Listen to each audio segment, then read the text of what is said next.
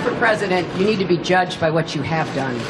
And I think the evidence is pretty clear. Oh, it is clear, Mrs. Clinton. So let's take a trip back and look at what you've done. She's a compulsive liar. I remember landing under sniper fire. There was supposed to be some kind of a greeting ceremony at the airport, but instead we just ran with our heads down to get into the vehicles. I did not email any classified material to anyone on my email. Secretary Clinton said there was nothing marked classified on her emails, either sent or received. Was that true? That's not true. Secretary Clinton said I did not email any classified material to anyone on my email. There is no classified material. Was that true? There was classified material emailed. Well, have you always told the truth? I've always tried to. Always. Always. Jimmy Carter said, I will never lie to you. You know, you're asking me to say, have I ever? I don't believe I ever have. I don't believe I ever have. I don't believe I ever will. She suppressed rape victims of Bill Clinton. She was just holding on to my hand. She didn't, because I had started to turn away from her. And she held on to my hand, and she said, do you understand everything that you do? I mean, cold chills went up my spine. That's the first time I became afraid of that woman. You interpret that to mean she knew about the incident? I certainly do. I think she's always known. I think she's always covered up for him. What Mr. Clinton did to me was wrong. And she knew what her husband did to those women. There's no way that she did not know that. They're just not truthful people. And it's been a history of knowing that they're not truthful people. I don't know for sure what she wants to run for, unless it's just an ego thing. Defended a child rapist. Took a lie detector test. I had to polygraph. When she passed, which forever destroyed my faith in polygraphs. How did it turn out? Oh, he plea bargained. We got him off with time served in the county jail. He's been in the county jail about 2 months. Flip-flops on major issues.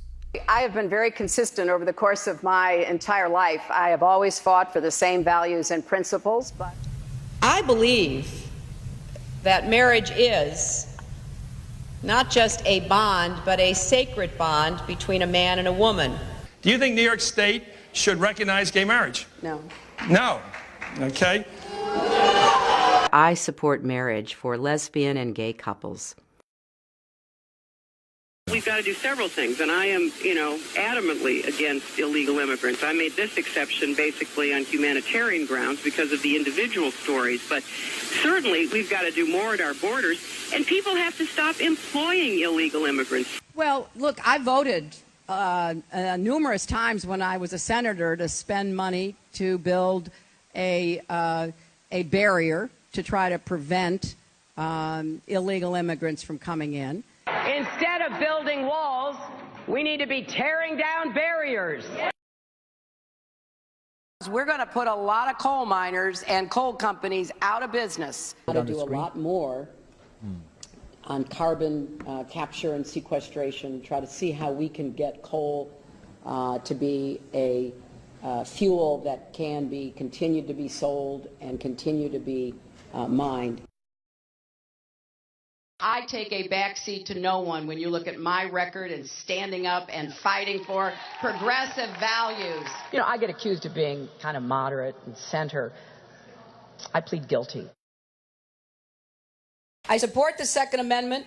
I don't want your guns. So for the federal government to be having any kind of, blanket rules that they're going to try to impose, I think doesn't make sense. And when it comes to guns, we have just too many guns on the streets, in our homes, in our neighborhoods. We've got to go after this. And here again, the Supreme Court is wrong on the Second Amendment. And I am going to make that case every chance I get. So I will need your help on that. Several communities have done gun buyback programs. But I think it would be worth considering doing it on the national level. But certainly the Australian example is worth looking at. Will you say anything to get elected?